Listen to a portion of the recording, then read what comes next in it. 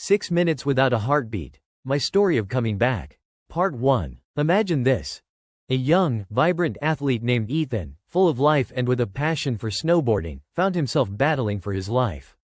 It all began subtly, almost invisibly. Ethan initially dismissed his mounting fatigue and muscle aches as just the aftermath of intense training on the slopes. But then, the headaches started, sharp and unrelenting, followed by a fever that wouldn't break. His concerned girlfriend, Sarah, urged him to see a doctor.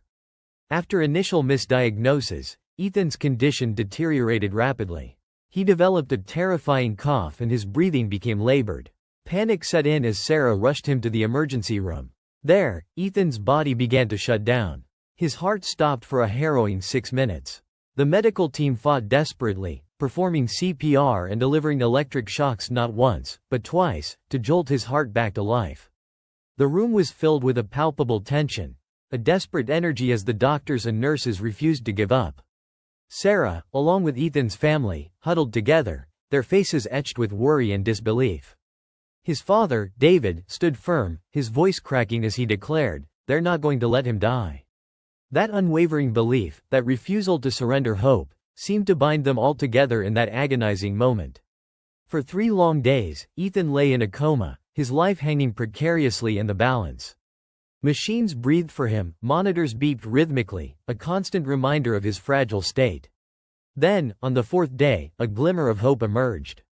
Dr. Lewis, a seasoned pulmonologist, noticed a subtle but significant change in Ethan's vital signs, a sign of potential recovery. The decision was made to wean him off the ventilator. The medical team gathered, along with Sarah and his family, a silent vigil of hope and trepidation. As the anesthesia wore off, they removed the breathing tube. A collective breath was held as everyone watched with bated breath. Then, miraculously, Ethan woke up.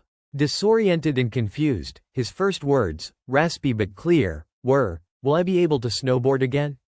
A wave of relief washed over the room, tears of joy streaming down Sarah's face. Seeing Ethan snatched from the jaws of death and returned to them was nothing short of a miracle. But the question remained. What had caused this near-fatal illness? The answer lay in something microscopic, something deadly. Further testing revealed the culprit, hantavirus. Hantavirus pulmonary syndrome, or HPS, is a severe respiratory disease caused by a family of viruses called hantaviruses. These viruses are carried by rodents, primarily deer mice, cotton rats, and white-footed mice. Humans become infected through contact with the rodent's urine, droppings, or saliva.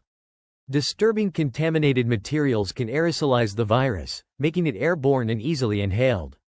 Check the comments for part 2.